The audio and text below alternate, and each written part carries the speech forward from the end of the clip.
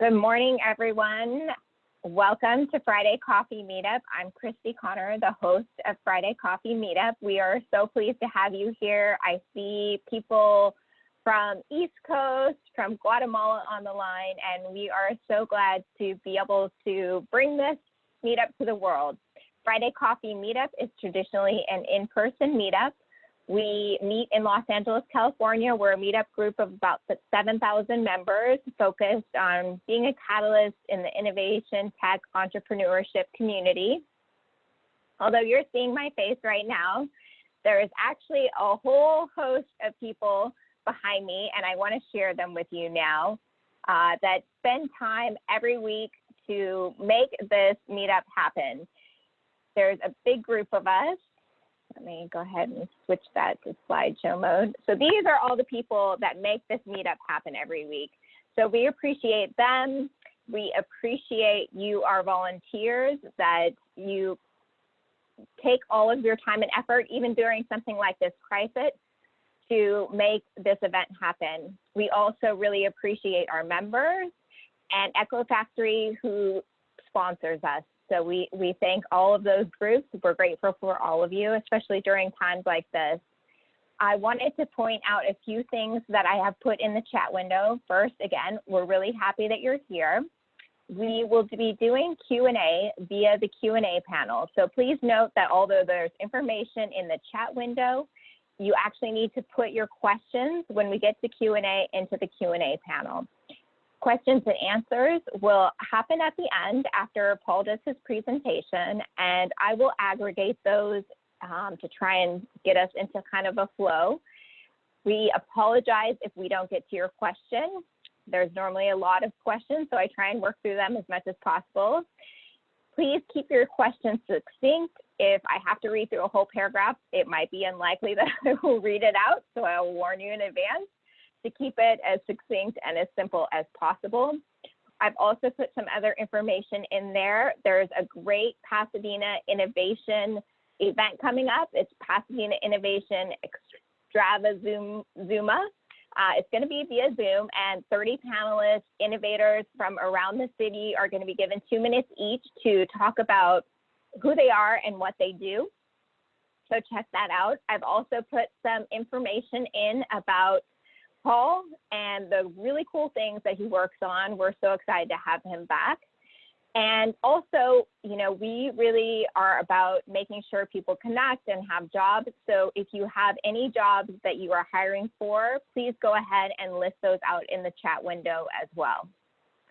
With that, I am so excited to introduce to us again. He's spoken for us before. We're really grateful to have him back. Paul Orlando. He's an innovator in the Pasadena community. He has worked in accelerators on 3 different continents. Last time he talked to us about working in the Vatican. I think it was the accelerator in the Vatican, so that was really cool.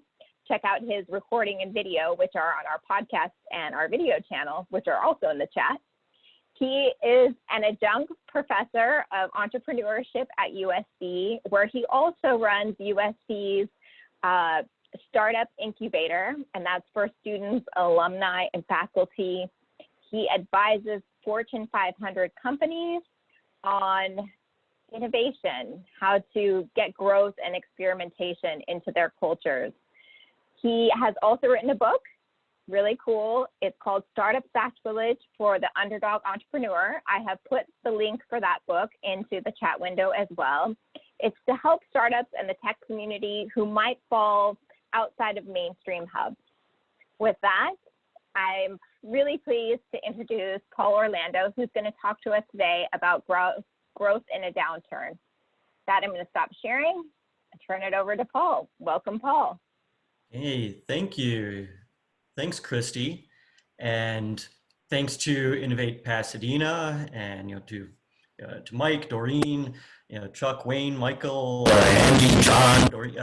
So a lot of people online. I'm missing some names, I know, but great to be back. And I'm going to share my screen here.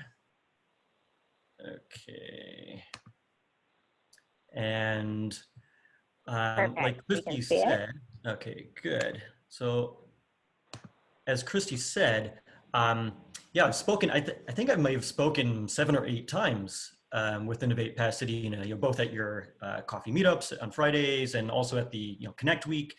And I was just thinking about what's different about this presentation. But first, before we start, cheers to everyone. I thought Mike Schaefer was going to deliver coffee this morning, but I had to make my own. But wherever you are, cheers. Cheers. And I look forward to talking with you and learning with you. I was thinking about how this talk is different, apart from it being virtual, of course. And what I realized is the other talks that I've given at Innovate Pasadena have been about things that I have worked on in the past. So, this is what I did in running a startup accelerator in Rome or in Hong Kong or in Los Angeles. These are the things that I learned. These are some recommendations based on that. And what I realized is in this case, I'm actually, really projecting forward a little more than I normally would. We're all in this unusual, unexpected, time, and maybe this transition type of time. So this, I think, is more of a discussion or more of some high level ideas. And you're probably thinking about how the world is changing as well. But when it comes to being resilient and also hopefully using this time as a period of growth, or at least thinking about how you're going to use it as a period of growth, I thought I would just start with some images. And I know these are images of a general type that everyone has been looking at recently, right? So we're certainly seeing images like this, like this, even like this, how the world is changing in response to a pandemic. And if you're like me, you probably also went back and looked in history. How did people deal with this 100 years ago? Because pandemics come and go. Doesn't top this though, probably. But you're also probably thinking, what is the world going to be like in the future? And maybe you're wondering, is this really the way that you want to go to a restaurant or this, or like how good would the food have to be for you to, go out in this manner? What will things be like? What are like the longer term effects? What is travel going to be like? Do I want to travel as much as I used to? When would I do it? What other economic effects, would there be? Talking about rent strikes, right? This is not something that was on the agenda even just a few months ago. But as is typical, especially I'd say, in the US, you think of volunteerism as a way of dealing with a crisis. There's a lot of people, organizing locally, could be small groups, could be on a national basis, international basis, and thinking about how do we contribute either to like our locality. So here is, this was organized by some UVA students who were out of internships. They organized a food delivery for older people. A lot of volunteer opportunities. This was an initiative that came out of USC. Actually, I had a company in the incubator that contributed to this. So it's it's printing, using 3D printers and assembling face shields, and as well doing contributing to the face mask shortage and sewing face masks, or even doing this at scale as one a Los Angeles company has started to do. But you definitely see headlines like this. Companies that formerly seem to be doing very well, and even in the case of Airbnb, planning an IPO, and all of a sudden things are really different. At the same time though, for coincidental reasons, I'll say, there are other companies that maybe are doing a little better and are actually able to grow. And then we also think, how, in a difficult time where a lot of people are suffering, maybe you don't want it to be known so much that you are doing well. Or if there are government, support programs, maybe you actually don't want to participate in them because you think that you should give that opportunity to someone else. So, you might draw up a short list of companies or industries or types of services that might be doing okay, or maybe even better in some cases, along with the short list of companies that are doing worse. And there's clearly both, I think, in this situation. So I wanted to kind of take that as the introduction and then start thinking about what are some ways that we could think of growth? Because unlike other growth-related talks that I might give in the past, I think there's some differences now. Even differences in the way we think, what is growth? So, growth takes a lot of different forms, right? And I'm going to say, especially now, we are thinking not only in, terms of money or customers or business, we're thinking maybe also in terms of personal growth. This is one thing I noticed that happened, I think, pretty soon, especially as people needed to, pull back and not go out and stay in their homes, not commute to work, instead work from home. So a lot of thought, I think, whether you intended it or not, has been going into what is the personal growth that I'm interested in? So that could be in terms of relationships, just learning. I've seen a lot of people take this time to, throw maybe some of the extra time that they have, either because they're not commuting or in a worst case, because maybe their jobs have been affected, and throw it into acquiring new skills. And then also what are the health considerations that I want to have, both preserving health in a coronavirus situation, but also what does it mean for me to be healthy? So I think people are thinking a little differently than they had been just a couple months ago about personal growth, and of course also career related growth. You might be in a career in an industry that's been impacted by coronavirus and it's sudden, you were not expecting this to happen. Are there some opportunities that might be out there? And as well, wherever you happen to be living, I know there's people from beyond Pasadena who have tuned in today. Wherever you happen to be living, if you had chosen the spot that you were living purely because it was close to the work that you were doing, and now you're working remotely, and maybe you could continue to work remotely in the future, or maybe local opportunities are different than the ones that you want to be involved in, or even things such as the school that you may have chosen a location, actually, as I suppose I did, specifically because it was close to school for one of your kids. Maybe that's the way you're thinking about that has changed.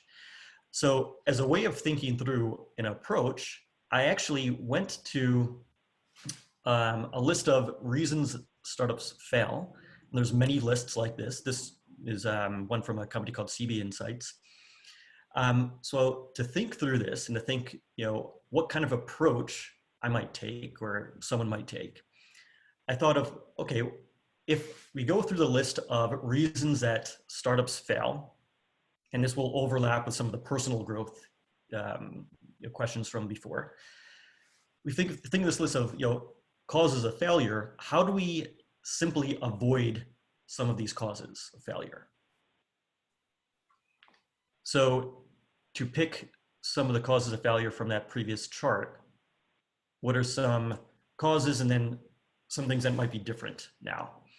So when it comes to a cause of business failure, and this could also be personal, impact.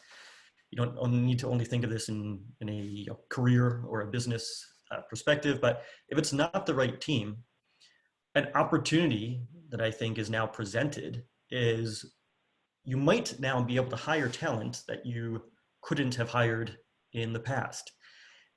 So in a personal experience, the startup that I ran grew out of the financial crisis from 2009. So about 10 years ago, we were actually able to hire people that we probably could not have afforded in a normal year. In some cases, we were actually able to acquire talent in the sense of like master's students in computer science, where we were able to get them to work for us because we were helping them build their portfolio of work, able to demonstrate that, like doing really interesting, probably more fun work than if they had simply taken a job at Google. And there can be some opportunities for acquiring talent.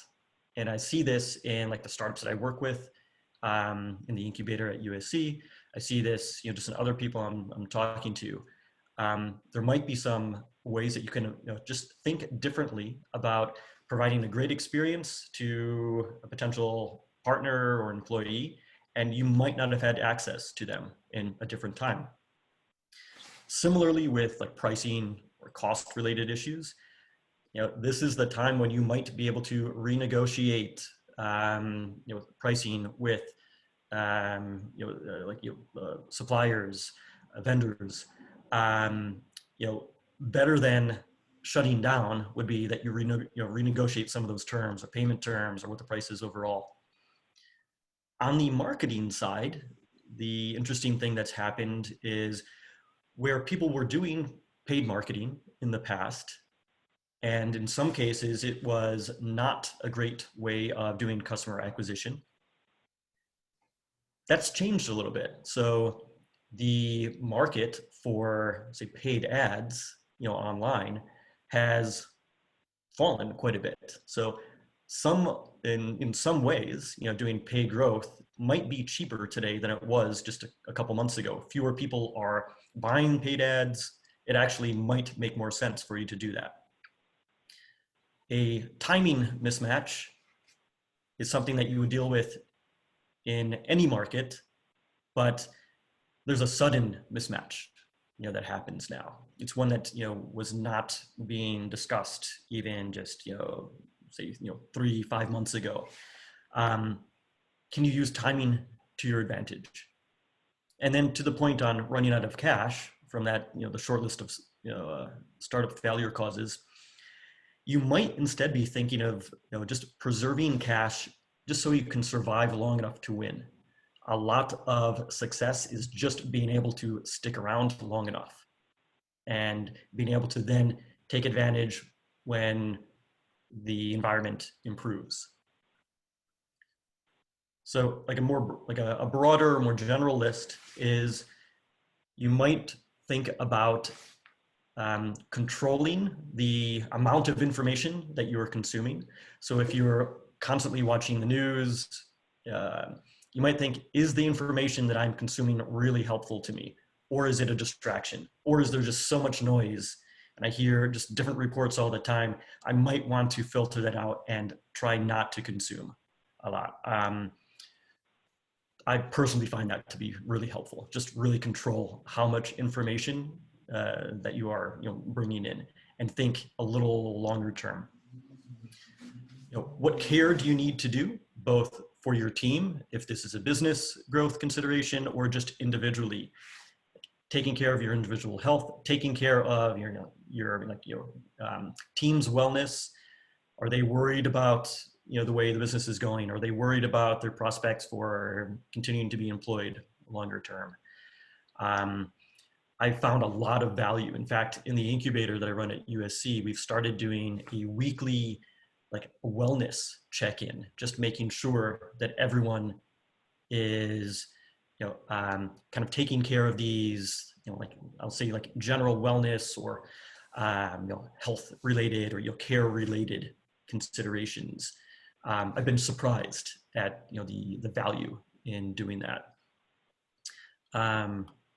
Are you thinking about purely survival, or is there an opportunity to change direction instead, or to grow in a different way instead? Extending your relevant network is one I actually recommend to everyone, both portfolio companies, students. This is a time, I think many of you, I have certainly experienced this. This is a time when I'd say people are a little more open to just being contacted out of the blue by someone they might not know. I've certainly gotten a number of one-off kind of requests to talk or to, kind of share what I do and hear what somebody else does. I have actually had a lot of, I've seen, companies and, individual students have a lot of success where they do outreach, like cold outreach on LinkedIn. There's thought to it. They are identifying, say, an alum from their school. They're identifying somebody in the industry that they want to work in. They might just be identifying somebody who they, want to emulate, in the future. And in general, I found people are pretty open to taking a 15-minute call. This is the kind of network building that I'd say, like, at a minimum, you end up learning from the other people that you connect with. Maybe longer term, some opportunities emerge out of it. This is something I recommend to, to everyone. And, there's also, of course, like a larger discussion, I'd say a national discussion on what capabilities, say, were there locally or domestically that have shifted away. There are industries that maybe were growing in the past, they have declined for a number of reasons. Where do we actually want to invest in local capabilities, whether that's manufacturing, other types of production, farming? I think there's a lot of opportunities just in thinking about what are some of the longer term trends, for that. What are some of the things that are going to change? And then finally, are things going to be different forever? Or is this just going to last for a while? Forever is just another way of saying a while and a while and a while and a while, like a long while. So I almost think that we might be overemphasizing some of the short-term shocks that people have experienced, both in like work from home, on the healthcare side, things like that.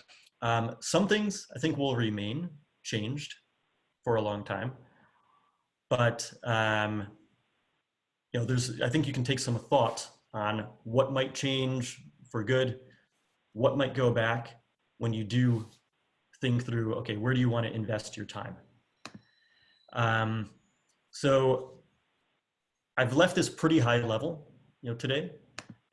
I kind of expect, in fact, I'm going to stop sharing my screen now. Kind of expect that this is more of a discussion, whether it's today or just longer term. But happy to talk, with any of you here about, what you're going through, some of the ideas, that you're thinking about. Happy to open it up for discussion. Thank you. Excellent. Thank you, Paul. Well, everyone, please go ahead and put your questions in the Q&A panel. You can find the Q&A panel down on the bottom. Don't put them in the chat because we're not moderating the chat. Our first question is, in the new economy or new reality, what role do you see for automation and for a change in the force or labor multipliers that are available but have not been economically feasible before? Well, I'm not smart enough to answer questions like this. So I guess one of the things I think about in your question, so role for automation. So is this automation coming about because of like a social distancing, like a healthcare kind of a consideration? In other words, if we had the experience of certain manufacturing processes being difficult because you could not get enough people into the factory, either because people were sick or because the normal layout of a factory needed people to be a little closer than you could safely have in this time. So it's interesting to think, is some of the automation benefit that you won't need people to be coming in, or at least in a close working environment, or is it more robust because if there is a shock to the labor force and people are sick and they cannot work, you could continue to go. There's certainly risks with automation as well. So if it's more top down, and this is where, I don't know, in the past, I've actually been kind of bearish on automation in it's a slightly different question than you're asking, but like automation in the sense of autonomous vehicle automation. If that type of automation also introduces other risks, like systemic risks, in other words, you can knock out a fleet of autonomous vehicles with a bug, with a hack. If that introduces other risks, I wonder, are we just shifting where the risk is? Automation, though, might be a way of bringing some manufacturing back, locally or domestically. I think, that manufacturing shift that's, been going on for decades, whether it is, consumer products, pharma, I think that's going to be, reconsidered, a lot now. So I'm not completely, answering your question, but I also just think this is like you're asking a really big question. No worries. That was great. Do you have any recommendations on virtual management for managers around accountability, productivity, responsibility, et cetera, of other team members? Yeah, absolutely. So some things to share that I've seen work well with some of the companies that I have, say, in the Incubator or elsewhere. Because the default now, or at least for a while, is you are remote, first. You can do an easy kind of check-in at the beginning of the day and at the end of the day. So about a week ago, I was talking to a founder who I know, and they had previously been working all in the same office, and obviously now they're working all remotely. But something that they do to keep everyone on track, and also just to keep the communication flowing, is they start the morning with a 15-minute stand-up meeting. In other words, kind of like a scrum meeting, where everyone talks about what they're going to work on today, any challenges, anything they need help with. And then at the end of the day, always at the same time in the morning, always at the same time at the end, they get together again. And it's another quick 15-minute Zoom call. Everyone goes through, it's a minute each person, and you go through. So it very quickly helps you see, okay, are we staying on track? Was there something that we thought was going to not be a problem and it ended up being a lot more difficult than we expected? Some of the work from home, I think, can help enforce a little bit of discipline that you didn't need before. I am someone who, like in the role that I have had at USC, I have basically had my office door open and people would just like come in and out when they needed something, which was fine. It was very casual. I would coincidentally, end up talking to people a lot that way. It was also a little haphazard.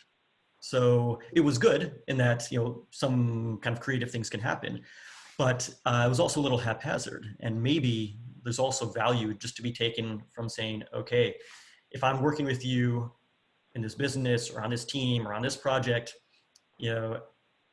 every day, maybe it doesn't need to be every day, maybe it's every week, we're always gonna, have this, this stand-up meeting where we all go through, we say, okay, this is what we're working on, this is where we need some help, this is what we're doing next week. And it enforces accountability, it keeps the communication going. I think you can also do it in a way that it's just natural, it's fun. So that's a recommendation that you might think about. That's great. During the after coronavirus period, what local capabilities do you see needing to ramp up or be built? I'm probably not alone in this, but I think there's going to be a lot of rethinking or just evaluation of, okay, there are a lot of like just natural domestic strengths that, say, if you're talking, domestically or locally, there's a lot of natural strengths that are in just, the land of the US, say. So historically, that's been agriculture, right? You have a huge place that you can do like, massive farms in the Midwest. The weather is generally good. Transportation system is really good, whether it's roads, river, it's easy to ship things. And in the past, that kind of extended to the manufacturing side, whether that was automotive manufacturing, other types of equipment, consumer products, pharmaceuticals, other type of healthcare products. So I think, there's going to be a rethink, or maybe even a, people are going to say there's more of an opportunity, or maybe there's a risk if we do not have some domestic or local capabilities to produce the things that people just need to live. So we've already done that. I think, like the US is a huge exporter of agricultural products, but maybe there's going to be a resurgence again with other consumer products, other manufacturing, other healthcare products.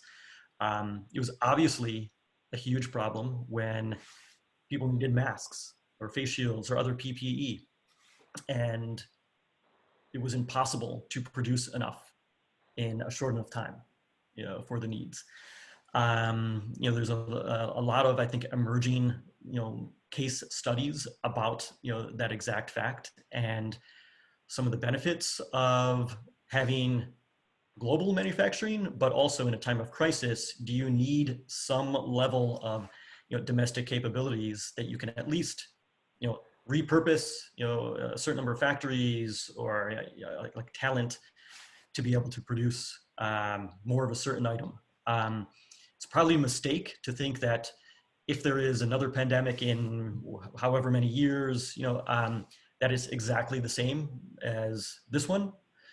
But there might be a short list of some of the PPE, some of the some of the materials, or just some of the capability that might be flexible enough to reposition in the short term. So I think people are going to be thinking about that, or like building towards that. There's some opportunities there. Yeah. Any exercises or strategies that you lead your startups through to take advantage of and kind of adapt to the changing parameters in the time of COVID-19 and also post-COVID-19? A common, tactic, I'd say, is, so in a startup, how is a startup different from an established business? It's different in the sense that you're still searching for a business model, right? You're not exactly sure who your target customer is. You're not exactly sure the way that you are making money, or your cost structure, the value that you're providing. Those things are still kind of emerging. So in terms of strategies that they could take, I think you should be going back to your business model and really thinking through, what is the value that we are delivering now, whether it's like short-term COVID-19, next year, 2-year kind of framework, or longer term. That simple exercise of just going through the elements of your business model. And if you are a startup, you're probably doing that on a, or you should be, you might be doing that on a more regular basis. Early stage, if it's some of the like really early stage companies that I might be talking to, they might be doing that every single week. The ones that get a little further along, they have maybe revenue that's approaching sustainability, or they've raised a little money and they're able to invest a little bit in their own growth. They might be doing that, every month, say. But I think you need to just keep coming back to, like, what is the value you are delivering? How are you capturing that value? What are the costs of you providing that value? Some things have changed, probably for you in the last few months. And if you are a startup, the coincidental benefit that some startups I've seen have had in this time has been, and actually in some cases it hasn't changed as much for them as you would expect.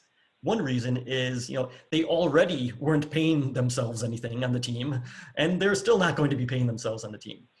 They did not expect to raise money in the past because they thought they were too early stage, or they had maybe more of a revenue, like a bootstrapping path, and they've actually continued, in that path.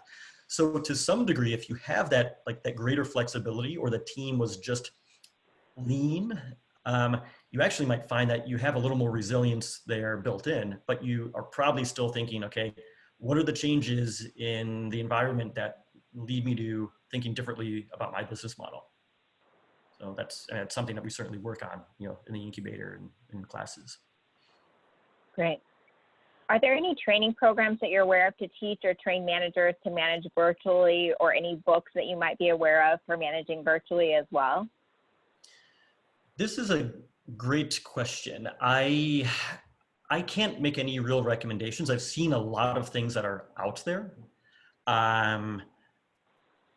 But no, like, unfortunately, I don't have like, like a short list that I can point you to immediately. I certainly know that people are working on this type of, this type of content.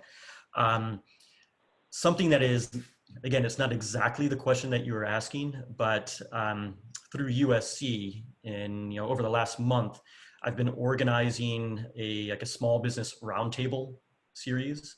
So coming out of, impact from COVID-19, the university was asking a lot of faculty, like, how can you contribute back to our greater community?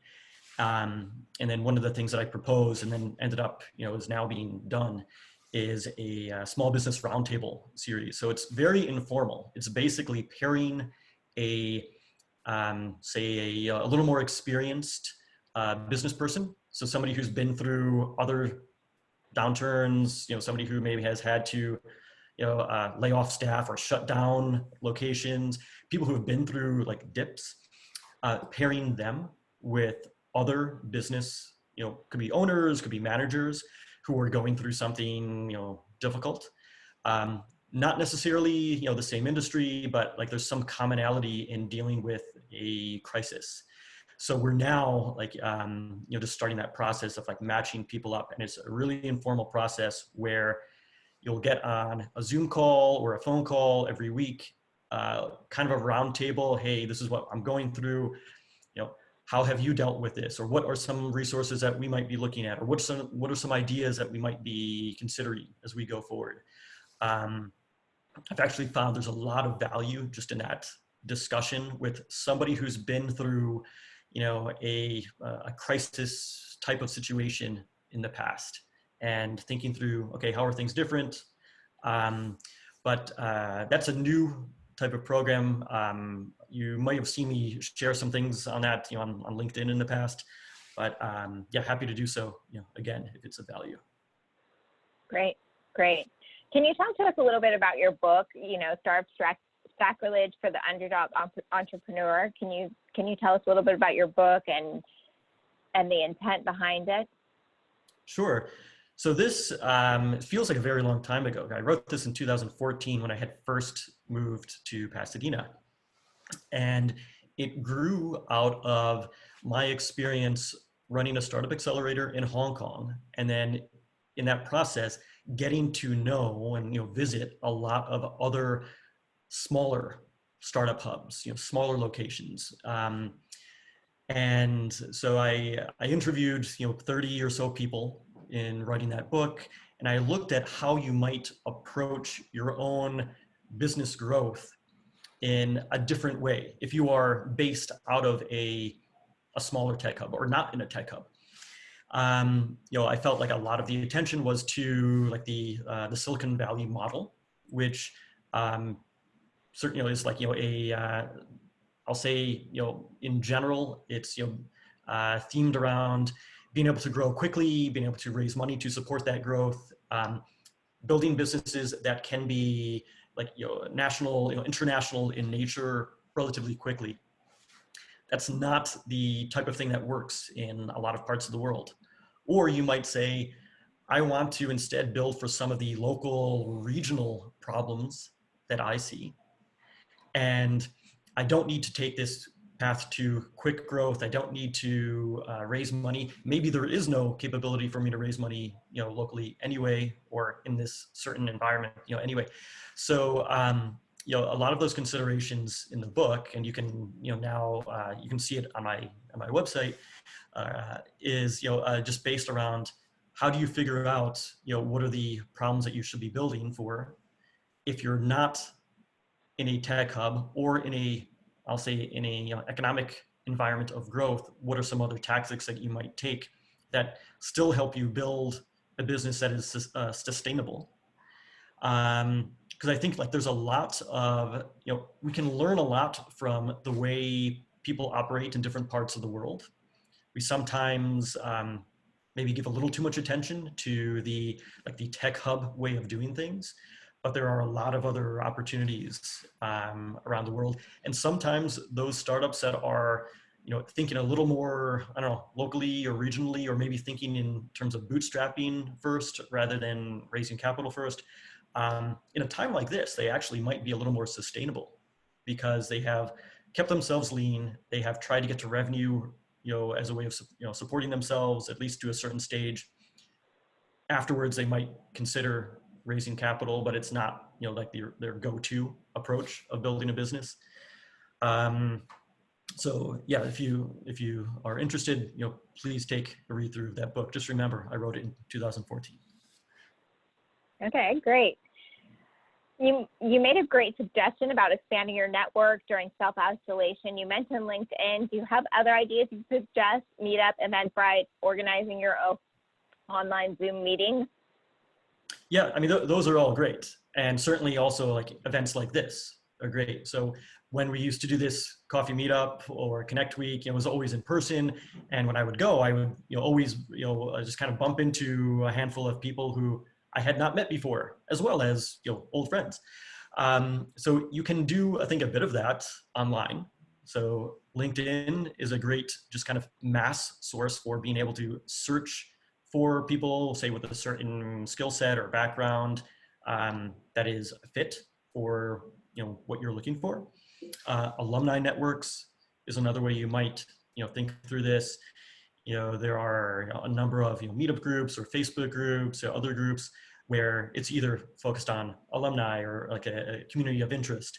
And also, to be honest, I've found like in my case, I found, writing is a way of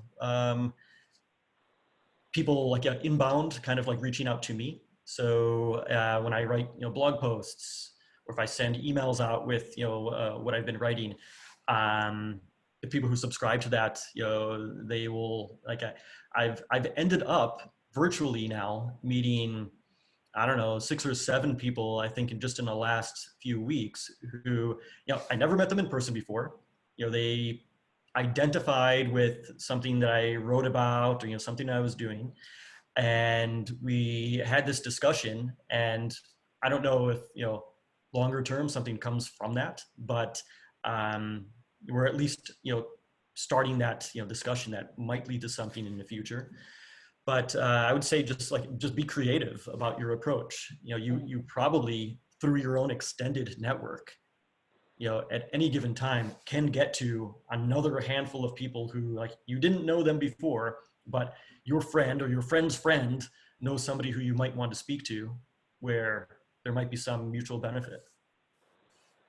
Great. Yeah, I've had a number of students from USC reach out, other people. It's been a great time for sure. Has cybersecurity been an issue or concern when it comes to discussing confidential business matters and information with team members, clients, customers virtually that you found? So I was Zoom bombed in my first online class at USC, but it was actually, I kind of expected that something like that was going to happen, and I very quickly was able to eject the person from the class.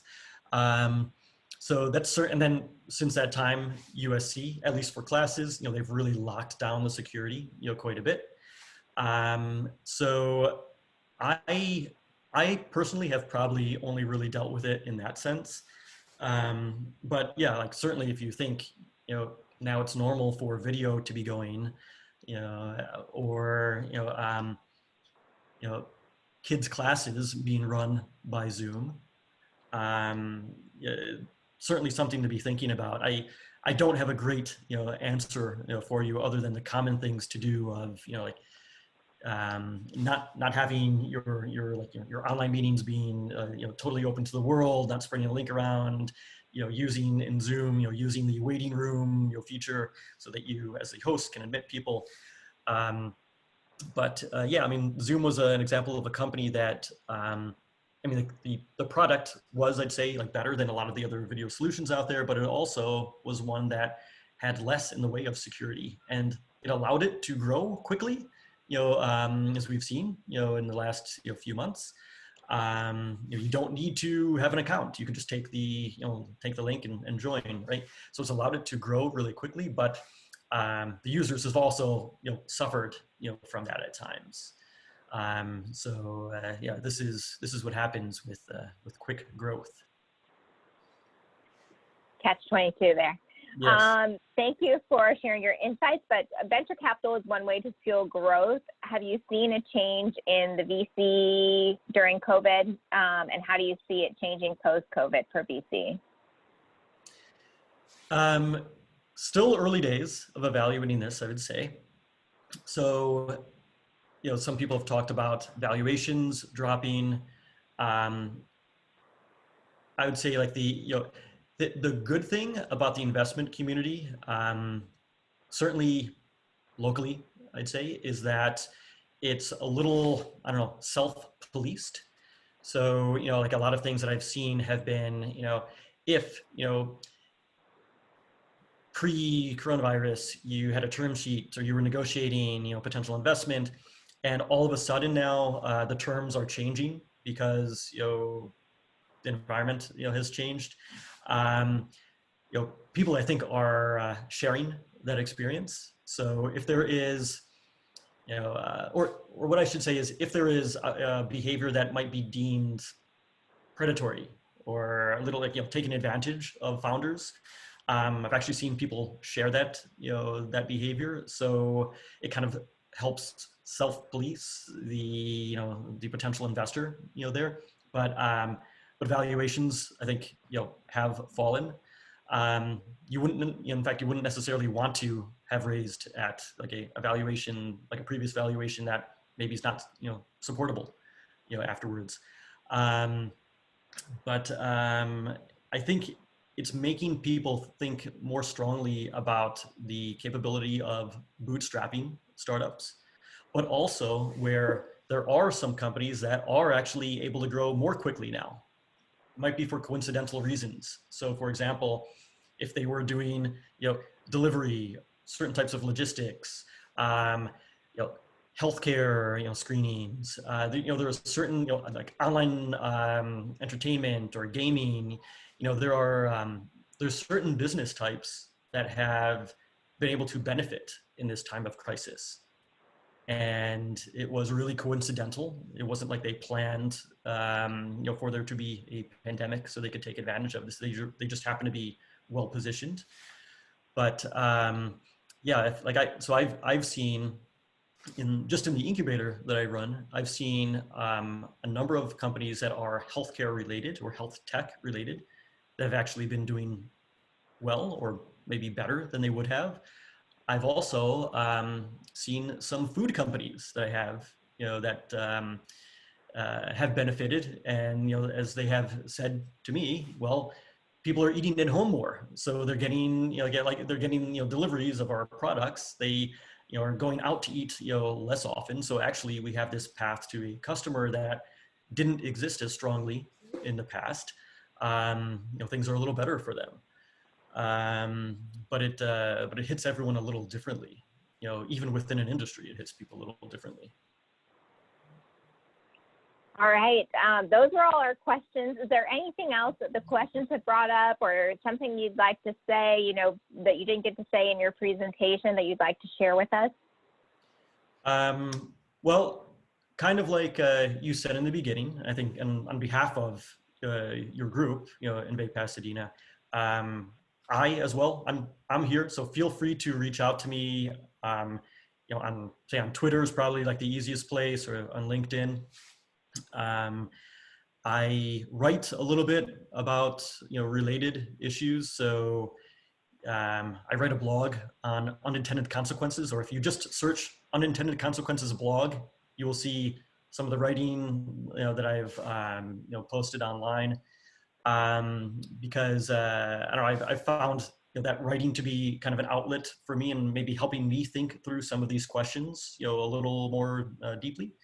But I am happy to, email or take a call where I can with people, especially people who are, in Pasadena or who have some kind of overlapping interest, or if I can help in some way.